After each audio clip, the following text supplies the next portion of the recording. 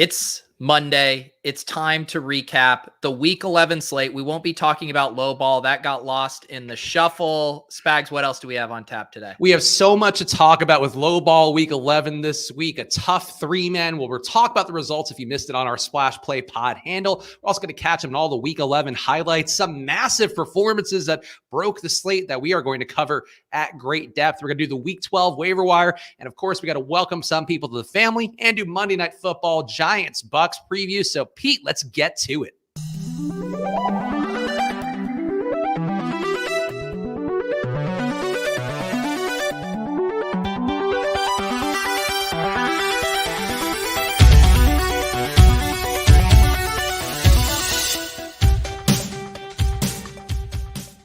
Hello, everyone, and welcome to another edition of Splash Play, the fantasy football podcast for every game under the sun. And once again, I am Chris Spags, joined by your friend and mine, the former low ball king, Peter Overzet. How you doing, Pete?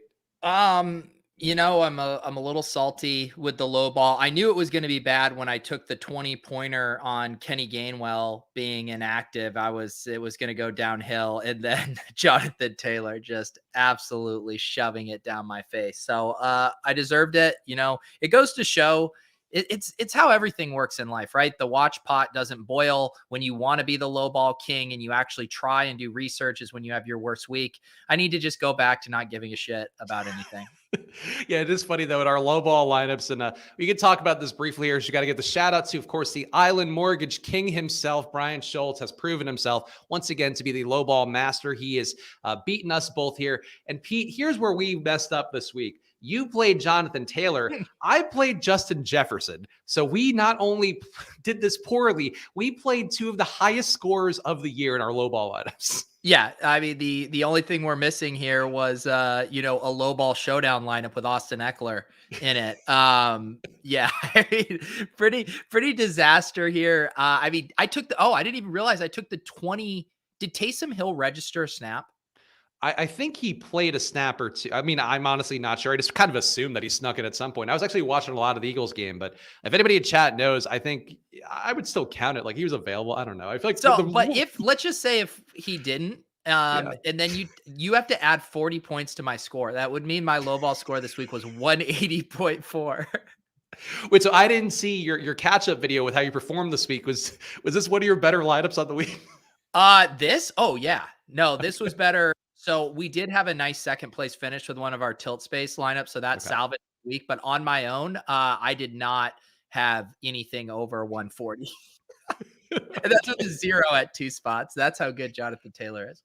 That is a brutal one. Well, it was a tough week, and we're going to talk about it all coming up in a second. But first of all, whether you're watching on Pete's channel or the Splash Play channel, make sure to hit that like button. Of course, make sure to give us a follow as well at Splash Play Pods. You'll know whenever we're doing shows. We're going to have a little bit of a wonky schedule this week because of the holiday, but normally doing a Monday, Thursday, Friday at 2:30 p.m. Eastern. So come hang out with us, but always follow the handle so you'll know what's going on. Sometimes even the low ball announcements like that one that came through over the weekend. Also, make sure to go to footballoutsiders.com/subscribe. Great data on there, data that DraftKings doesn't pay for, but they keep putting in notifications so you can fight back and say, hey, no more DraftKings. I'm going to give them my money. And in response to you hurting Spags' brain with these notifications every day, but go footballoutsiders.com/subscribe. 99 cents a week, Pete. And as you can tell, Pete, my battle with DraftKings is really taking a turn.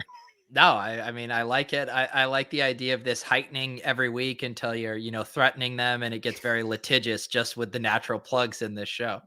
It's funny because I'm spending so much money on DraftKings now between the DK Sportsbook and DraftKings itself. And on the call today, we had a big management meeting for the company, the parent company of Football Outsiders and Edge Sports. And I was like, look, I don't want to send a C&D to DraftKings, but it's fucked up. They're quoting DVOA every single, legit, 2 times on Sundays. They'd be like, according to rushing DVOA, they don't even say where it's from. It's not just a magic number that comes out of the air, Pete. Sounds rough. But hang on, not to get distracted, but how is your sports betting been going? I mean, you dropped a huge NBA prop bet card in the Discord last week. How's it been going? So yesterday, I will admit, was a bit of a beating. Overall, up 3.2%, was up 15% going into yesterday. But it's taking as I mentioned on the last show that we did, and I also mentioned in the Discord, basically taking the bets that are just inefficient lines. Pinnacle is going to be the sharpest sportsbook out there. So if you're weighing it against your FanDuel sportsbooks, that one, they'll have some wildly off lines, but then catch them and correct them pretty fast. DK Sportsbook will have some lines that are like pretty off, and you can get in there. Fox Bet, though, I got verified there. Haven't deposited yet, Pete. Fox Bet might be run by actual chimpanzees, from what I can tell, where they have lines where they're plus 150 on a Domantas Sabonis rebound prop that Pinnacle's got at -10, that DK Sportsbook has -110 rather. So I don't know. I'm going to keep pushing it. I'm going to keep getting more sportsbook in the mix, as you're supposed to do. But it's definitely something I see why this will be profitable over time. But it's crazy. I'm 25 and 28. So technically losing, and I'm being completely agnostic, not using any of my football knowledge or my basketball knowledge to vet these picks out. But it's I'm up a good enough amount here. And if I were wagering even more per bet, you would go up. So I think that's the math that we talk about, Pete. Just great data here. And me and those Stanford grads that I'm stealing this idea from, we're all crushing with our returns. Oh, wow. Yeah. How the tables have turned. Don't steal our DVOA, but I will steal from you, Stanford grads. Yeah. I look, I don't, they don't know. They don't care. They're happy to do. They're making enough money, I think, selling memberships to their site. But either way, no free plugs here, but we got some free plugs for Snap Takes this week. We're going to talk about some of the big performances. And Pete mentioned this one. Jonathan Taylor just got to call this entire line out. 32 attempts, 185 yards rushing, 4 rushing touchdowns, also 3 catches for 19 yards and a touchdown. 41-15 dismantling of Buffalo. The one ride or die pick I got right was the Colts winning by 4.5 more points. And not only did they win by 4.5 more, did you offer me even better line than this too, where you were no, this wasn't the game, but there was one bet you offered me on ride or die picks with Cooter Doodle, which was a great show if you guys missed it on Friday. They fucking smoked Buffalo. They completely obliterated them in a way that the books were not prepared for. Yeah. Yeah. And I mean, in the Colts offensive line is good. I know the defense for the Bills has been solid this year, but they were just able to do whatever they wanted on the ground. And then the Bills offense just hasn't been as potent as they had been, earlier in the season and specifically last year too. So it was a tough spot for them playing from behind against a team that was able to just salt away a bunch of the clock through the running game. Did you, so this is a question that I think you can actually ask now, and maybe Christian McCaffrey being back and looking pretty spry in terms of his overall touch workload, and maybe Cam Newton taking enough off the table, he's not gonna have the same ceiling. Is Jonathan Taylor the RB1 moving forward? Is he the guy that, obviously it's too early to talk about next year, but is he a guy that's the number 1 overall pick potentially next year? Is he the guy with no Derrick Henry that the rest of the year you would put in as the RB1? Because I feel like it's getting hard to argue. I think he is.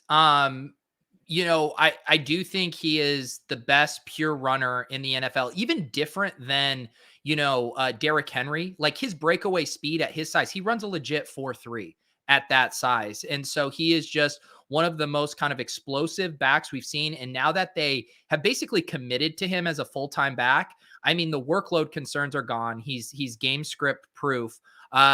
And I mean, the Colts have one of the plushiest playoff schedules too. So he's going to finish the fantasy playoffs strong.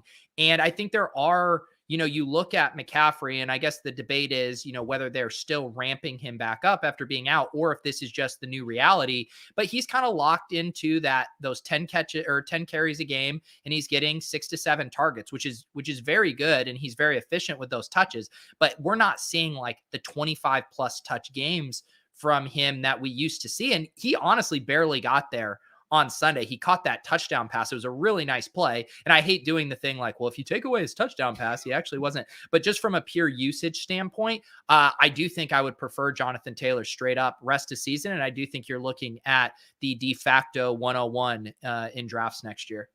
Yeah, I mean, Jonathan Taylor is definitely one of those guys. I mean, he might make an appearance in an upcoming segment. I know, Pete, we view Welcome to the Family in different ways, but I think for me, it's more I have slept on Jonathan Taylor because of Nyheim Hines. I know you picked him in our ride or die picks on the off chance that he might outscore Jonathan Taylor. And that used to happen, a good amount last season. That's just not the case anymore. And it's all Jonathan Taylor all the time.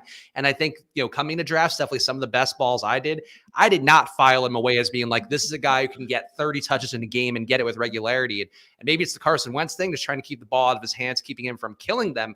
But he is just a focal part of an offense in a way that even guys like Dalvin Cook aren't. And I just didn't see it coming, honestly. Yeah, I was looking at his box score earlier because I was doing the first look salary review. By the way, he's 9,100 on the main slate this week, which you want to hear another crazy one? Cooper Kupp is 9,600 this week. Jesus. I mean, it makes sense. No Woods and Odell looked terrible in his Rams debut, unfortunately for me, after picking him as my showdown captain, ride or die picks. But egregious prices, Pete. And I do think when you get anything in football, these guys over 9K, 10K, even Christian McCaffrey had a tough time paying off that freight when he was getting 30, touches, including a good amount of targets per game. We'll talk more about it later in the week, or I guess we'll talk more about it on Wednesday, but I just don't know how you could play these guys at those price tags. Well, that's what's crazy too, because I was on the show or I was on my lineup review show this morning and someone's like, well, this was the last time we get to play Jonathan Taylor because he's going to be 35% owned every week going forward. And I'm like, I don't know based on the pricing. And then not to get too in the weeds with this, but like I can already see how this week is going to go because it's the Bucks Colts game that has the highest over under. It's at 51. The Brady stuff is cheap. And then Michael Pittman's now 5,600. So everyone's going to roll out the Brady double stacks with Pittman bring back, and no one's going to pay up for Jonathan Taylor at 9,100. I can already see it happening. Oh, that is a tough part of an extended football season, and DK pricing, I think, really being aggressive, trying to capture these guys. And speaking of two guys that should take a big jump the next time the Chargers are on a main slate, Austin Ekeler, Justin Herbert went absolutely nuts on Sunday Night Football. Pete had Austin Ekeler as his showdown winning captain, ended up paying off big time. 11 rushes for 50 yards, 2 touchdowns for Ekeler, as well as 65 receiving yards and 2 touchdowns on 7 targets. Herbert goes for 382 yards, 3 touchdowns, also runs it 9 times for 90 yards. I don't know what happened. I know we've talked about Brandon Staley, Edge Sports, the part of our parent company as well, does talk a lot about the coach rankings and how Brandon Staley has been so aggressive on 4th downs, also doing a good job maximizing talent. But the Chargers, if they can figure this out and get this kind of production regularly, Mike Williams also getting some big plays, getting going finally after a rough few weeks for him. The Chargers are a really tough team, Pete, that I don't know if they will capture that ceiling week to week, but aggressive play calling and figuring out that you just got to really bank on Herbert and Ekeler and also, Mike Williams and Keenan Allen. There's a lot of ways they can beat you. Yeah, I mean, this Chargers team, they should be one of the funnest, fantasy teams week in and week out. And you see like the highs and the lows. I remember that game against the Browns a few weeks back. That was just a total shootout where they almost scored 50 points. And then they'll go and just get clobbered by the Ravens the next week. So they've always been kind of a Jekyll and Hyde team, but they have the personnel to just be an awesome fantasy offense. I mean, Mike Williams and Keenan Allen perfectly complement each other. Austin Ekeler is the exact type of back you want in this modern day NFL, and Justin Herbert's really good. So, yeah, they're a fun team. And again, another little tease on a guy who's too cheap on this main slate. Mike Williams is down to 5,700. He's going to be a pretty popular play. That is like, what are they doing? I have not dug into the salaries yet. I do save that for the back half of the week. And I know you're doing it very early, Pete, but like, I don't understand that, honestly. Like Mike Williams was at one point in the year, he was like 8,500. Yeah. Well, the only quirk that actually accounts for it is the salaries are set before the Sunday night performance. And so because his usage had kind of, trickled down, but then you get these really weird anomalies. This is all fresh in my head, but like another one coming in tonight, Saquon 6,300. So if Saquon on his return pops off tonight, like he's going to be mega chalk next week. So it is interesting how those pricing dynamics shake out. Justin Jefferson, another low ball star for us. 8 catches, 169 yards, 2 touchdowns on 10 targets. Aaron Rodgers, we talked about this exact scenario on Friday's show with Cooter Doodle, ends up throwing for 385 yards, 4 touchdowns. Devontae Adams goes 7 for 115 and 2 touchdowns on 8 targets. AJ Dillon was perfectly fine, Pete, but I think this is the one thing. Obviously, we do the show. We try to have fun here. We also try to make sure we know what we're talking about as people regularly playing a lot of money in DFS and fantasy in general. And I feel like, Pete, this is exactly what we talk about with DFS, where if everybody is going one way, everybody's saying AJ Dillon's so great. If you just went with a traditional Aaron Rodgers double stack run back with somebody, you would have had the nuts lineup there with both Devontae Adams and MVS. And certainly you could have gone Lazard. You could have gone some other ways that wouldn't have been quite as good, Randall Cobb. But I do feel like that was really DFS in a nutshell, that game yesterday, where Justin Jefferson was under 5% owned. People weren't going Rodgers and Adams' way nearly enough, or as much as they should. Definitely not as much as AJ Dillon, who perfectly fine, but just didn't get the touchdown equity. Yeah, that was our best lineup, our tilt space lineup. We didn't go with the quarterback in that game, but ran out Devontae Adams and then both Vikings receivers, Thielen and Jefferson, and it absolutely crushed just getting on that game. And all of the best lineups I saw yesterday were obviously super concentrated on that game. MVS having 11 targets there with Lazard out was a really nice play. I wish I would have considered more in my lineups. But yeah, watching Jefferson and Devontae Adams just trade blows going back and forth that game was pretty fun. Yeah, and it's definitely something to just keep in mind out there when we hear whether you're on watching this show or watching some other shows in the industry, and you hear everybody talking about the same player, talking about an AJ Dillon, like he can be as solid as you would expect a guy filling in for Aaron Jones to be. But just because you have a guy like Aaron Rodgers who has a real ceiling, Adams has a ceiling. We know MVS has had a tough start to the year, but certainly was getting the air yards.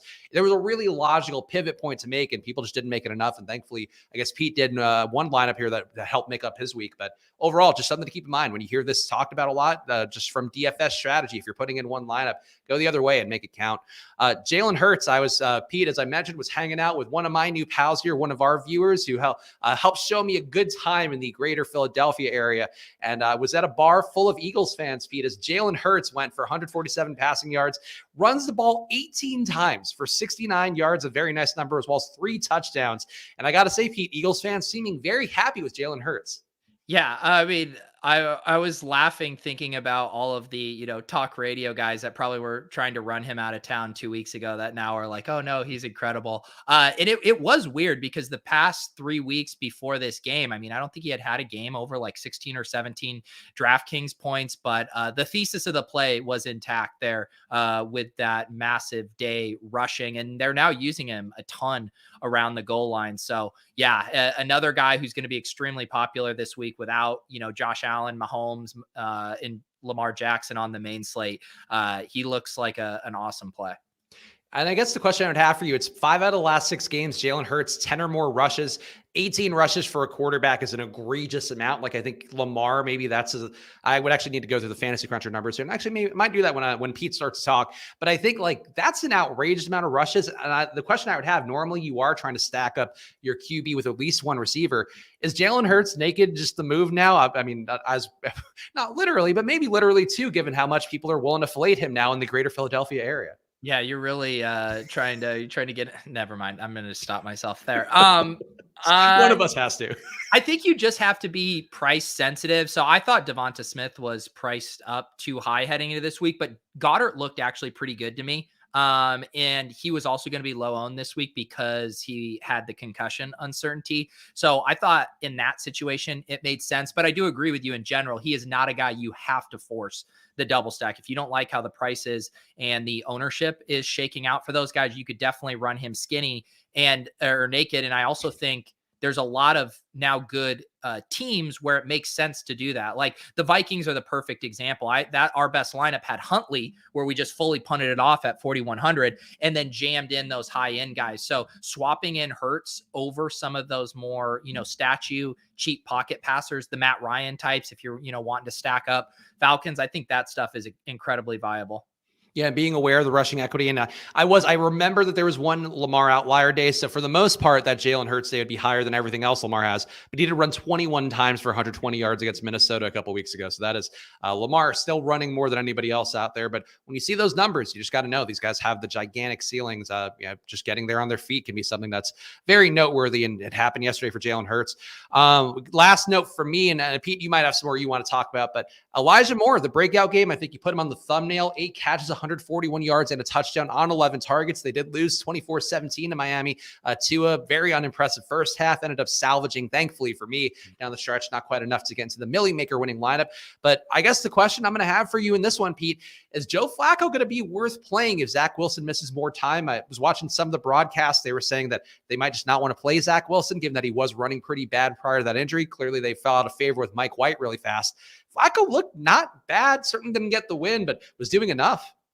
Yeah, I mean, I'm not getting excited to start Joe Flacco. He's actually the perfect candidate. Like, if you are wanting to play, Elijah Moore and I don't know, you're tossing in Corey Davis or something because you like that, and then stack up them with a rushing quarterback. But yeah, I mean, Flacco's serviceable, right? Like he's a competent quarterback that can make easy throws and not just completely sink you. And to now have a playmaker like Elijah Moore, who, way back in the offseason, I mean, he was the rookie that was getting the most buzz. Everyone said he was the best player at Jets camp, throughout August. And it seemed like, what's going on here? Is this a Donovan Peoples-Jones hype in the preseason kind of thing, or is he the real deal? And it is starting to look like he's a player that can command targets. And I'm excited to see how he finishes.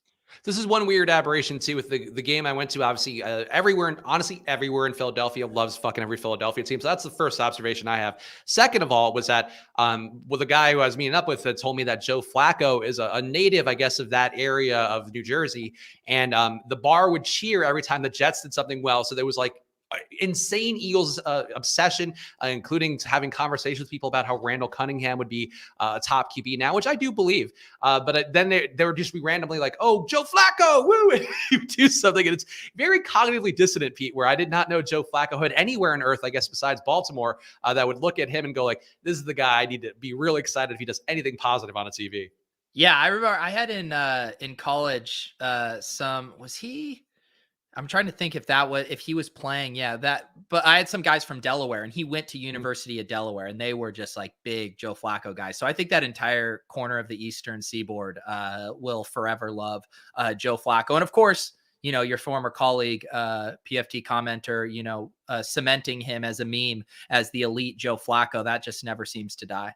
Yeah, and I will say, if you go, I think it was Audubon was the part of New Jersey that I was in. So if you go there, just know that if you talk shit about Joe Flacco, he lives there and like walks around. And apparently, I was told also this just a Curb Your Enthusiasm bit. I'm not making this judgment call. I was told that Joe Flacco's wife perhaps not befitting what the expectation would be of a multi-millionaire Super Bowl winning QB, but that's like they view that as a high character thing, much like the episode of Curb Your Enthusiasm where Larry talked about if you have a guy with a wife that is perhaps less attractive than he is, that he's a guy to watch out for. Pete, comment? No, my last comment is, why are you still being so sneaky with this Splash Play viewer who took you out? Do I know this person? I think they're in your deposit kingdom, but I don't know if you know them that well. So, I mean, what is going on here? Just say their username in the Discord. As a journalist, Pete, I did go to journalism school at USC, even though I did major in public relations. You don't give away your sources. That's day one stuff. What do they say about calling out other companies for, soft stealing your data during your plugs? They say a great idea, and one everybody should be doing more, I think. All right, I'll keep hunting. Reveal yourself if you're the one fucking taking Spags out on the town. Tell me where you're going to swing by Boston and take me out to brunch. You have your own legal alternatives there, Pete. Some of us have to work within the systems that our states are giving us. Do we want any other notes for yourself? I feel like I tried to just keep it to the big stories this week, but there might be something more native to you that you want to bring to the people as a snap take. No, I'm scrolling through my notes, and I feel like we hit on all the big stuff. I mean, that Bengals game and the Chiefs game really flopped from a fantasy perspective. I guess a couple interesting things. I thought maybe Darrell Williams was hold on to his job a little bit more, and CH kind of just came right back to the role he had. So the team is not throwing in the towel on CH, despite, Darrell Williams looking much better in his absence. Yeah, that Cowboys effort was not the most inspiring for me as somebody that's mostly not rooting for them and definitely not rooting out loud while in Philadelphia area establishments. But I was definitely pretty bummed at that one. The Lamar thing was also a weird one too, like last minute. I mean, Marquise Brown was ruled out. He was one of my ride or die picks, swapped him to Rashad Bateman. I didn't see Bateman's ownership, but I know he was probably going to be pretty chalky. But that game was overall just kind of an odd one. And I felt like the Ravens didn't look much worse. And Devonta Freeman is like a very resurgent player in a way that I feel like a lot of NFL teams could have used him. Yeah, JJ had a stat that I put in the newsletter. His first 4 games, 2.7 points per game. Over the last 5 games, 13.9 PPR points per game. So yeah, he's coming on pretty solid. They don't seem to have any interest in using Tyson Williams. So yeah, Devonta Freeman is going to be a solid play down the stretch. Yep. So that sums up week 11 pretty well. And if you guys have anything else, feel free to drop it in chat. People also claiming credit for being a big Spags guy, offering me to be clear that it's not anybody in the chat, Pete. The mystery will have to remain for you forever. You'll never know who's being nice to me on the internet in real life. Yeah, I'm over it. Do you want to do the waiver wire or do you want to do welcome to the family first? Yeah, this is the problem with the welcome, is it kind of like intertwines with all of our recap, our waiver wire? There's lots of moving dynamics here. I think we do. Welcome to the family, Spags. All right. Well, the good news, Pete, is there's always a pizza box ready in my houses where I still don't have my bit material, still don't have my hat and my mafioso tie, but it's time to welcome people to the family. And Pete, do you want to play your intro first, or do you want me to do the lead up? No, guys, we have something very special. It is time for Welcome to the Family. Welcome to the family, CD. Chepale, what balls on this guy, huh, Maro? Shit, he's gonna take an eternal dirt nap any one of these days. Get out of here with this shit. Lauren, the Ferrari, back in my garage. Welcome to the family. I'm gonna welcome you to the family. Get in here. Get in here.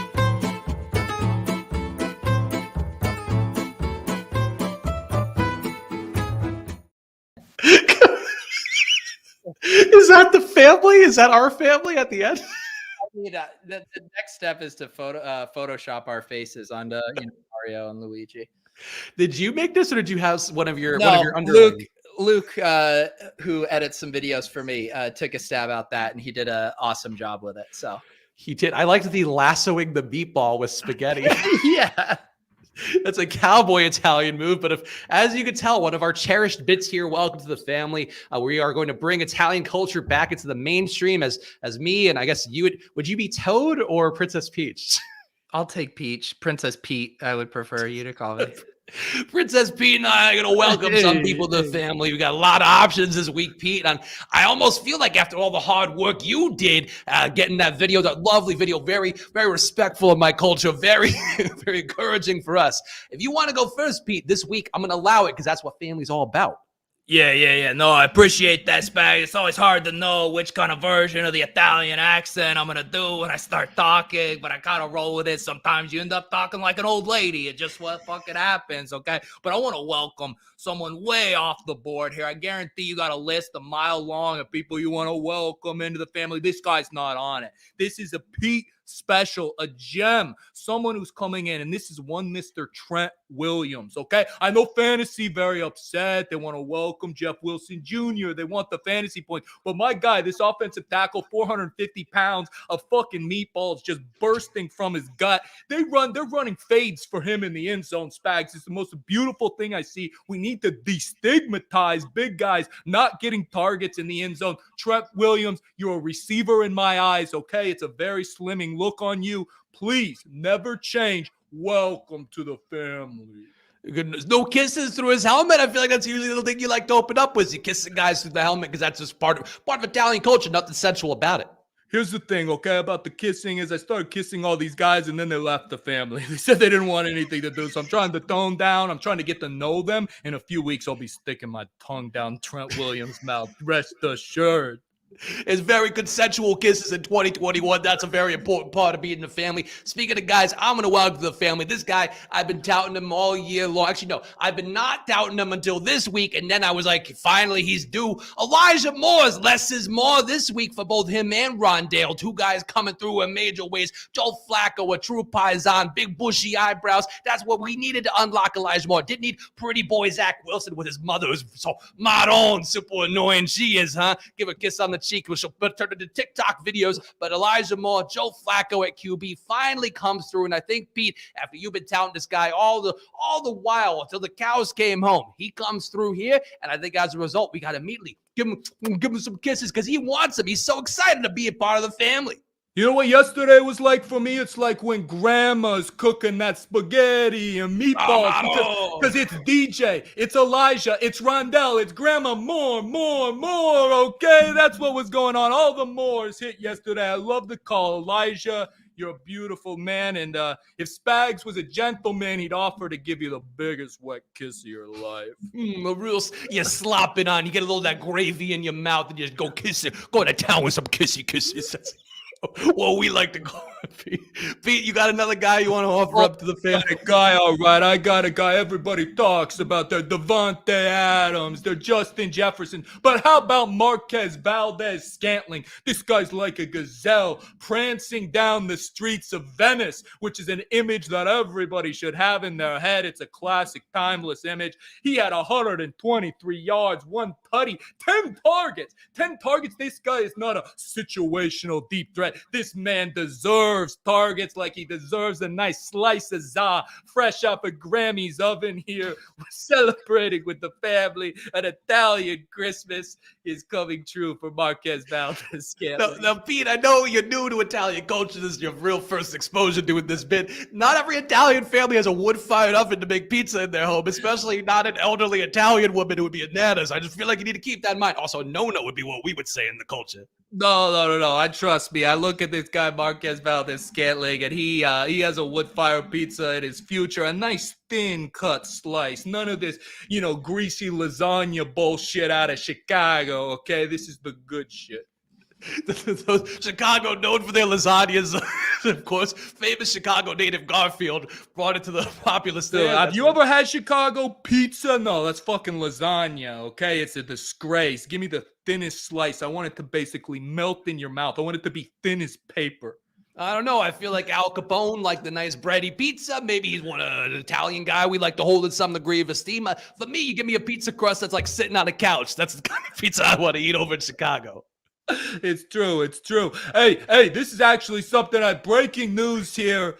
I did happen to get something done, and let's just say Jamal Agnew's sleeping with the fishes now, okay? It's time for my beautiful baby boy LaVisca to finally get 4 targets a game instead of 3.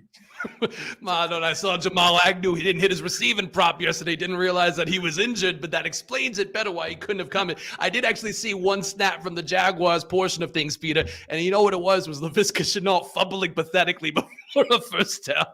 Please don't talk about that. That was not. And then he redeemed himself, okay? And now he's going to be a league winner. I got another guy to welcome to the family as well, of course. They've got the red of Italian culture in the flag. You got the white here on this box. But you know what? Another green player is what I'm going to bring in. Jalen Hurts. And I'm not pandering to the locals here. No. I'm saying this guy, he's money. And that's why he's got those Kelly green uniforms, because he hurts so good time and time again. 18 rushes. You don't see that from a QB very often, Peter. But we saw it yesterday, and I think that's the kind of thing you could see every week, because clearly Nick Sirianni, another fellow Paisan, Maron, he's going to Jalen Hurts. He's saying, you know what? You can't throw this ball. We're not even going to try. You just run over and over again. I don't care that you're 150 pounds. Just keep running the ball, and there's no way that's ever going to stop working, Pete. He's too goddamn good, Maron. No, it's not bad. But if you're going to welcome a greenie to the family, how about Miles Sanders, dude? Because I'm looking at these winning Millie Maker lineups. I don't see Jalen Hurts in it. No, I see Miles Sanders. You might say he only scored 8 points, but hey, the thesis of the play was he allowed you to win $1 million. Welcome to the family, Miles Sanders. Miles Sanders, welcome him back, taking some Jordan Howard touches away, and that's what we would like to see. Peter, anybody else you got here? Should I go spin my pizza box? No, it's hard to keep it right. I broke the pop filter, mamma mia. No, let's go to the waiver wire. Oh, let's go to the waiver. Pizza box down and scene, and then also the pop filter. I got fucking crumbs everywhere. I should have cleared out the pizza box like I did in the hotel. I didn't think of that. Do we want to have the intro also serve as an outro to bookend, or do we want it to just serve as an intro? I mean, was it Luke who did it for you? Yes. So Luke did the hard work. I feel like let's play it one more time. Welcome to the family CD. Chepale, what balls on this guy, Amaro? Shit, he's gonna take an eternal dirt nap any one of these days. Get out of here with this shit. Lauren, the Ferrari, back in my garage. Welcome to the family. I'm gonna welcome you to the family. Get in here.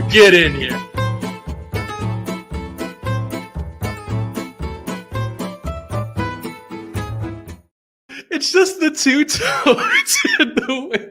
Why are there two toads? Like what? Luigi couldn't get in?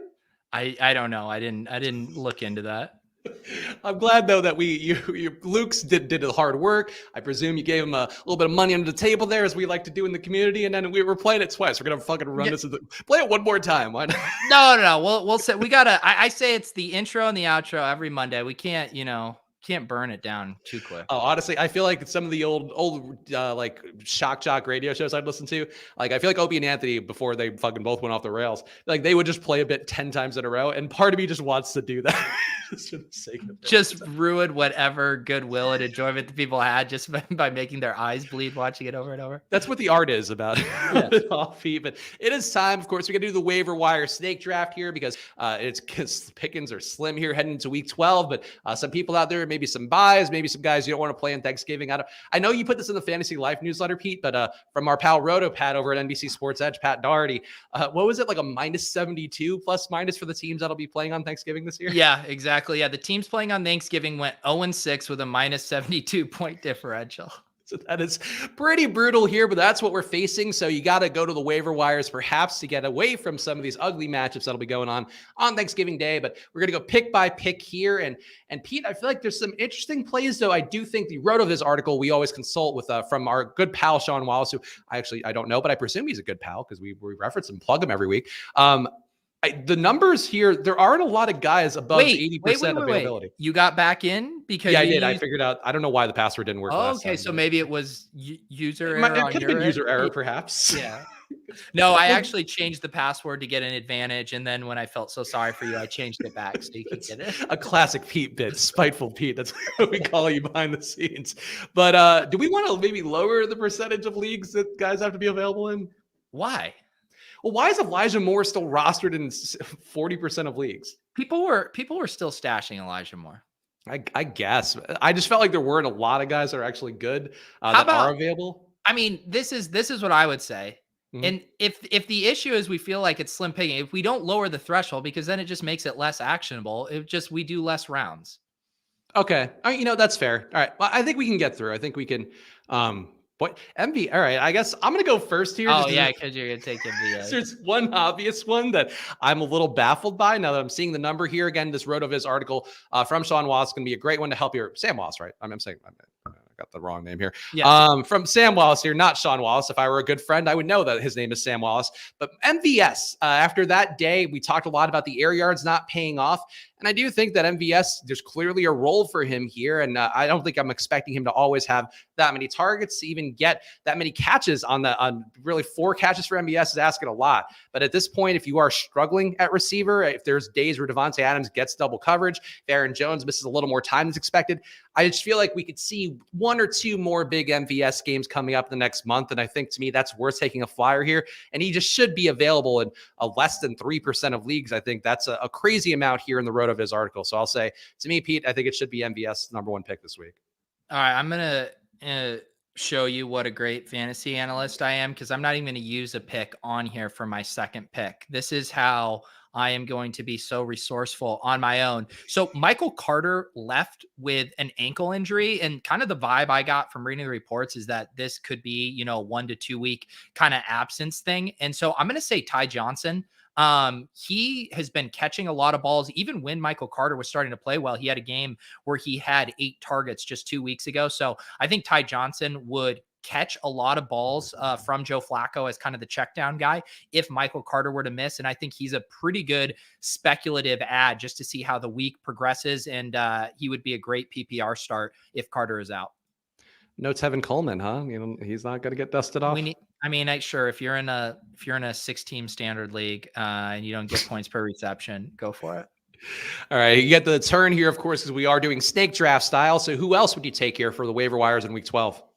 Yeah, I'll do Traquan Smith, still available in virtually every league, which is kind of hilarious because he had a decent game and scored a touchdown last week, and still no one was like, yeah, we just won't pick him up. But yeah, 9 receptions for 108 yards and a score on 15 targets over his last 2 games. And just without Kamara, the team is having to kind of come up with different ways to move the ball. We'll have to see if Kamara suits up on Thursday, but that's kind of the nice thing about this play is you could pick up Smith and kind of see how you're feeling heading into Thursday night, and you can abort and throw him back into the pool if you want, or you can let him ride if you are short on options.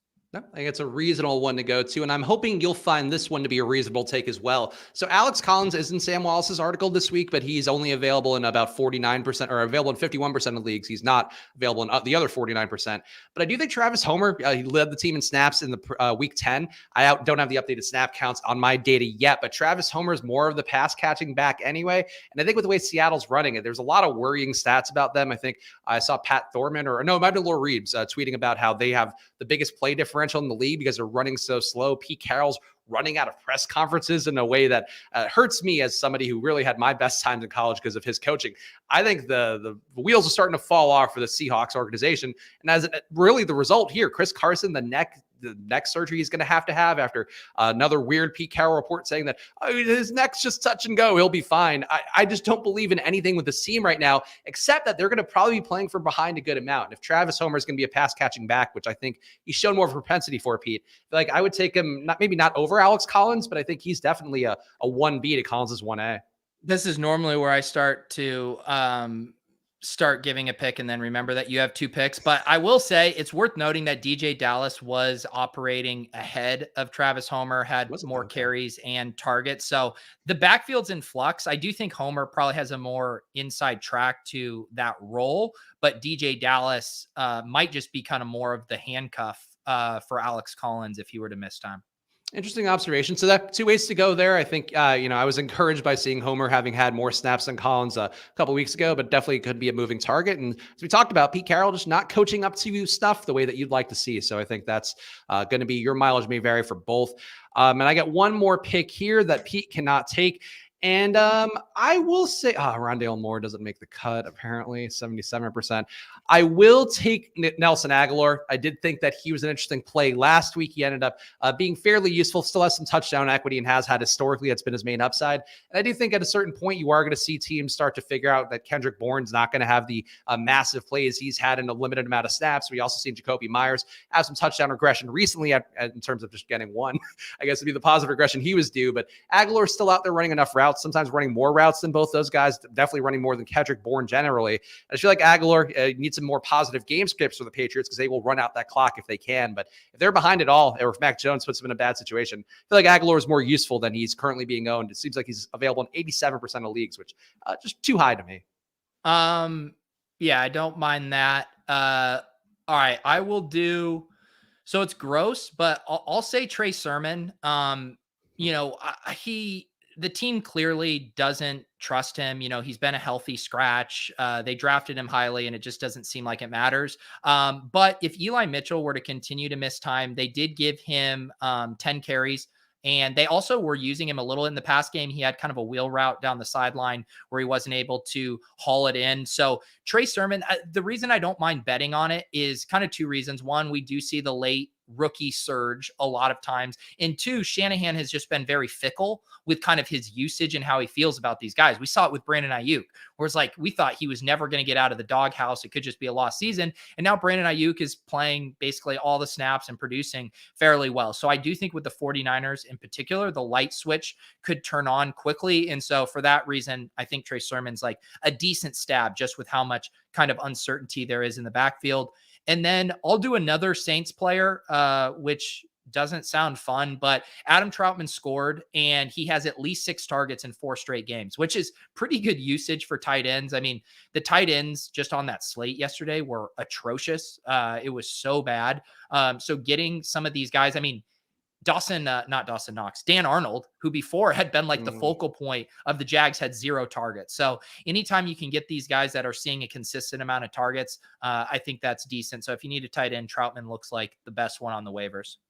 No, I think it's a reasonable one. And Trevor Siemian, for whatever it's worth, this seems to hold on to this job in a way that I wouldn't have expected given the historical love that Taysom Hill's gotten. So if you see him in there, I think that you'll probably see more throwing, and that's certainly could benefit a guy like Troutman there's no reinforcements coming with Michael Thomas out for the rest of the year.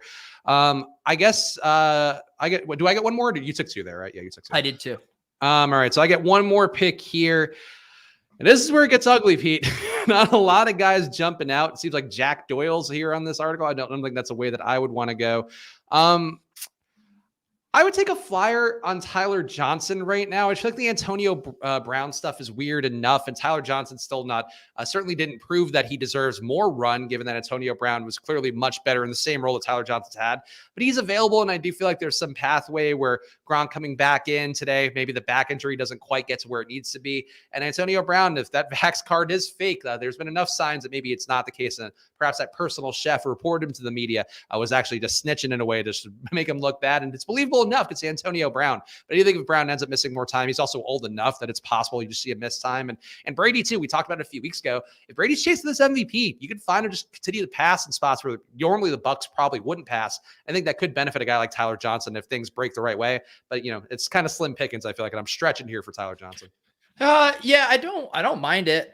He's priced up on the showdown slate tonight at 5,000, and kind of the thesis with the Bucs wide receivers too was like if one of them ever got hurt, things would really condense, and then we see that with Godwin and Evans. So if AB misses in the same way, it's like okay, Chase Edmonds is down. Now who's the backup to James Conner? I think in that same regard, you think of Tyler Johnson now as the handcuff, where if you had both of say Chris Godwin and Antonio Brown out, like all of a sudden Tyler Johnson is running every single route as the Chris Godwin. So I think of him almost like a handcuff wide receiver, where you probably wouldn't do that in a lot of situations, but the Bucs are probably one of the few passing situations where Tyler Johnson would be, a top 30 wide receiver each week if both AB and another one of those wide receivers were out. Yeah, I often talk about my color-coded spreadsheet that I still use and develop and whatever. Has been a good way for me as a host over the years to always look and reference things. And Tampa Bay, in terms of their pass rate, 65.3% of the time they are passing. That is about as green as can get, which means that they're doing that at a rate that not many other teams are even close to. And I think that's going to continue here. And Tom Brady clearly proven a point and still an MVP favorite now for good reason. That could benefit a guy like Tyler Johnson. Also, FF Doom in the chat saying, imagine playing Dan Arnold over Master John Bates. That is true, Pete. You did tout John Bates, and while he didn't score the touchdown that Nana Pete would have liked on our forecasting show, our low probability crystal ball, he did outscore Dan Arnold. So Master Bates looking pretty good. Yeah, I mean, if you were getting 2.3 points from your punt tight end yesterday, you were absolutely crushing. Had some John Bates, had some David Njoku, get our 2 points and move on. Yep. So there you go. So a good victory there, and a sad day for Dan Arnold and another guy too. I don't know why they were the plus EV bets, so I'll stand by it. But I am actually now realizing I had overs on Dan Arnold and Jamal Agnew, and I don't know. You want to have multiple overs on the Jaguars being a thing. You're really hedging your profitability on. When you went to make those bets, did you whisper to yourself, "I'm going to leverage Pete's fandom with these 2 picks"? Honestly, maybe if I did, it would have worked out better, I think, because then the world would have been like, yeah, of course LaVisca Chenault's not going to do anything, so these guys are yeah, right. Poor LaVisca. So someone asked, was Darren Waller in the Millie Maker winner? I believe it was Dawson Knox. I believe that's who it was. I honestly, we stopped doing the Millie Maker bit because I just felt like I don't know. I don't know if you disagree, Pete, but I did feel like we ran that into the ground with saying it was our viewers and listeners. I forgot it was Tommy Tremble. Oh, was it? Yeah. Tommy Tremble's had a weird year where he's been shockingly useful at various times. 5.5 fantasy points for Tommy Tremble is enough. Bates would have outscored him. Yes. So, no, Tommy Tremble had 5.5. How many did Bates have? Bates had 3 for 30. So he would have had. Okay. 6. That's wild. Yeah. So Spags, listen to this lineup that won it. 0 correlation. Cam Newton, Jonathan Taylor, Miles Sanders, Justin Jefferson, Terry McLaurin, Elijah Moore, Tommy Tremble, DeAndre Swift, Lions D. So the Swift Lions D was the only correlation. I mean, kudos to that person. I guess Tommy Tremble, the stack. Cam stack. Yeah, that is a weird one, but I guess the Cam Tommy Tremble stack was one. I don't think we touted on the show. Maybe Cooterdoodle did. Maybe she was like, yeah. It's it happens. That was unbelievable. Yeah, Millie Maker winning lineups, you can't really hold a lot of weight there. Sometimes it is just a random slot machine drawing that wins that $1 million, but won't be a random slot machine drawing tonight, I think, with the showdown of the Giants and Bucks. And Pete, I feel like we actually have enough time to build a lineup today if you want to do it before we do our ride or die picks. I'd love to. I'd love to find a lineup, a contest rather, that is priced proportionately to how confident I will feel when we press submit. So I presume you're going to put it in the $100, the $200 spy. Is that a thing? Let me see what we got here. All right, I found a good one. I think this one is pretty good. Be the petty? Is there? Oh, No, I mean, I would do the dive. I mean, this is more of a quarter jukebox. No, let's get some decent stakes on this, Spags. okay, good. I mean, at least like a play action would be, I feel like I a already suitable maxed number. those two. We'll do the $3 flash. All right, the pylon works. So a single entry lineup is what we'll be building here, and then we'll give our ride or die picks. And a single entry, Pete, I think is going to be a lot of people playing Tom Brady at captain. So I'll let you go first here. Who would you want to go with your first slot? You're gonna let me have captain? Yeah, I mean, or you could pick a utility if you so desired. That's really nice. That's really nice of you. What the show's all about. That's why you're my Princess Pete. Please don't. Please don't. I'm gonna do Chris Godwin captain. Okay, that's an interesting one. Oops. Chris Godwin looks like he'll be the second most owned according to Osmo's captain ownership projections, but still less than Tom Brady. Tom Brady only 14.2% according to Osmo. I don't know what Run the Sims has. Actually, I guess I could pull that up too. Yeah, but that's pretty low for Brady, I would think. Yeah, the best leverage captains that when I ran this stuff earlier, and why I don't know why I didn't put them in, but Danny Dimes and Kadarius Toney actually look like the best captain plays right now relative to ownership. That is an interesting one. I'm changing it. I got to stick to the Sims. I'm going Danny Dimes. Okay, I like that move actually. I mean, it was going to make my utility pick pretty obvious that Tom Brady has to be in there, but let's hold off on that one so I could get at least one guy who's somewhat fun in. And let's see which Giants receiver, because we got to probably have at least one receiver. Tony. I guess I'll take Kenny Galladay as my receiver here in the utility spot in the flex spot. Well, I think we can definitely stack up to pass catcher. So I'm going to toss Tony in as well. Jones, right. Galladay, Tony. And let's do the obvious. Tom Brady to me has to be in this lineup. I find it hard to believe he's not in that winning lineup. All right, Tom Brady. We're going to have to save some money here. Let me see who's popping in the Sims. You know who's showing Kyle up? Rudolph. No, we need bucks pass catchers. Let's do Gio at 1,800 to save some money. Okay, that's reasonable. Yeah, Tyler Johnson, probably not the greatest showdown player. Maybe he is a great showdown player if the construction works, but I don't feel the most confidence there. Do we leave?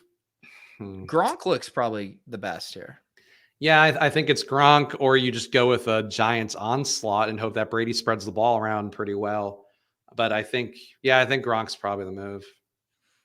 That's probably pretty good because most of the field is going to be playing, one of Evans or Godwin. So that's probably pretty unique, and leaving 2,600 on the table.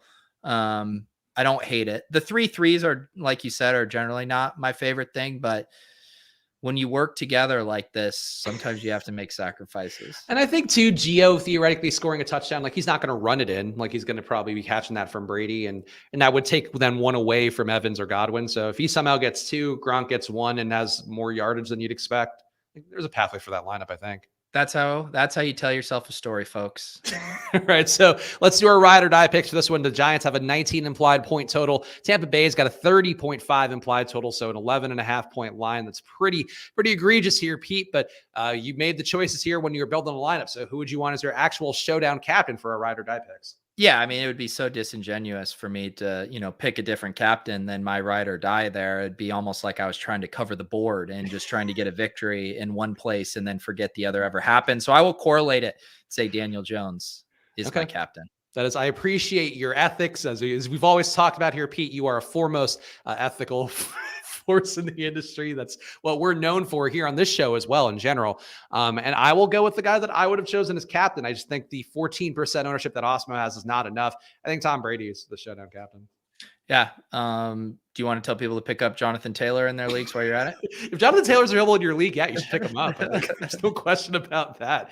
It's totally unrelated. You know what our most downloaded podcast episode ever was? I have no idea. It was when we did last week, the injured guys who might win your fantasy league. Really? Like the guys that were out that we thought would come back and be useful. And I don't know why. I just that was like an interesting angle that nobody's ever done before. I don't know what to take away from it, but I saw it this weekend and was like, that's an interesting fun fact. Yeah. Well, next time, when we plan out our content roadmap and all the SEO titles we want to do for the show, the injured players that are going to be league winners, we got to go back to the well. I don't even know who it would be. Like, who would be the equivalent for this year? Like, I feel like last year there were a lot of obvious ones, but Derrick Henry might not make it back. Chris Carson, like, I don't even know who would be an injured guy that you could expect back at this point. Yeah, I'm trying to think as well. I can't think. I don't know. Yeah. I mean, he wants his money back because he subscribed for Old Lady Skits. Old Lady Skits are on Thursdays. Yes. Old Yeah, so Mafia Men is on Mondays. Yeah, what are we going to do? Are we going to, because I guess the show schedule, we talked about it a little bit. I also saw that our pal Mike Leone, more your pal, I will say, but I also like Mike and think he does a great job. He's doing a drunk show tomorrow too. So like, I feel like the drunk show competition for content is getting pretty competitive. Yeah, I need to touch base, but with those guys, but I assume we'll be doing merging with ship chasing on Wednesday. This is me merging, was me locking the hands together. Yeah, unless you want to do, I also am open if you want to do the Thursday splash play show Wednesday, like later afternoon. I can't do 2:30 because that's when I do the Swolecast on Wednesdays. But if you want to do it, it just depends if you want to do our proper show or if you just want to do the hang with the ship chasing bros on Thursday or on Wednesday night. Well, how do they feel about doing old lady and gypsy accents? I mean, we will probably not do that. That's why I'm saying if you want the old ladies and our typical programming, we should do our own show. Otherwise, it'll just be a ship chasing hang. All right, chat. What do you think here? Should we do like a drunky show? Pete's going to be hitting the bottle pretty hard throughout the day. I think I'm open to hearing what people would like to do because I know people do enjoy it. Like we had Nana Pete's debut, setting the world on fire. Now we're going to take it away. Imagine drunk Nana Pete, because that's what it would be. People saying drunk show, though I guess it would still technically be a drunk show with just us too. Either will be drunk shows. The decision you're making is, do you want the typical Thursday programming on Wednesday, or do you just want to have Spags join us for a ship chasing hang that won't feature any of the bits you've come to know and love on Splash Play? All right, let's guys. I'm gonna be drunk no matter what. That's not what we're debating. Lifted Pete would be you getting baked, which if anybody missed the pizza show, that was both of us. Fairly baked. Okay. Well, so that actually I can get lifted. I just can't crossfade. Crossfade is where really bad things happen and my wife gets very upset with me or my alter ego who got crossfaded back in April. So yes, you could get lifted Pete, you can get drunk Pete, but you could not get crossfaded Pete. James O'Day saying ship. Willis, our accountant, saying he wants a regular show. Tyler wants the ship chasing crossover. Boy, this is not helpful for a tiebreaker. We'll figure it out. We'll huddle. Clearly, Mathology saying, I think maybe the most logical answer saying less work. It's holiday week. Yes. You know what I always say, those Spags, do what you love, aka getting drunk and talking like an old lady, and you'll never work a day in your life. That's a very specific niche we've carved out for ourselves on this little show of ours. So make sure you are following at Splash Play Pod. Of course, that is where you'll find out what the final decision is. We will put a tweet out either way, I'm sure, on Wednesday. Make sure to go also to footballoutsiders.com/subscribe. As you can tell, they're about as proud of this show as anything. And I can only imagine that's the case. So go check it out. Practice for 99 cents a week on there. Don't wait for DK notifications. Go get the data yourself for DVOA, where you can find all the matchups, defense versus receivers, offensive DVOA, defensive DVOA. There's value over replacement everywhere. So go check it out. Footballoutsiders.com/subscribe. And Pete, any people, James saying now he wants the man's on too. We're just taking requests like a DJ show. Freebird. No, yeah, I'll be back tonight at 7:30 to do a showdown cram. And I'll be refreshing positive EV pages and placing bets willy-nilly in the hopes to dig myself back into a positive ROI. But make sure to follow at Peter Overzet, follow at Chris Spags, follow at Splash Play Pod, and of course, subscribe to the YouTube channels and hit the like button too. I don't think I asked for likes at all today, but it does help us out a bunch here on Pete's channel, on a Splash Play channel as well. And hey, if you're feeling real generous because it is a holiday week, 5 stars and a review on Apple Podcasts would be pretty sick, I think, to do. Also, we have to do low ball too. Yeah, we might have to do just our own show. We have too many things now that we do. That was the point I was trying to make. No, you're making a great point, Pete, that I didn't fully. I just want to hang out with Gretchen Pat. That's the issue. It's like, I mean, the other option would be to kind of like basically kind of merge our Thursday stuff into the Friday show and do like a little bit longer Friday show. Oh, we're doing. I didn't even know we were doing a Friday show. I thought you might be just jerking off. I do tend to have a long jerk off session the Friday after Thanksgiving, so I do appreciate you being considerate of that. I like to have my leftovers and then, get the lube and then just kind of whack it for about an hour and a half. And then I put up my Christmas lights. It's just kind of something I do every year. No better jerk off than when you're high off tryptophan and then maybe you get a little bit of a cholesterol clogging. You can't even feel your arms. So it's like getting a stranger at the same time. All right. I mean, this behind the scenes production meeting has just been a disaster. So Spags and I clearly need to talk and get on the same page. And we will figure that out. So follow at Splash Play Pod and you will find out, of course, the Deposit Kingdom as well. Down in the description, you can find out in there when we make our decision. But we appreciate you guys for watching and we'll see you guys again soon. Bye.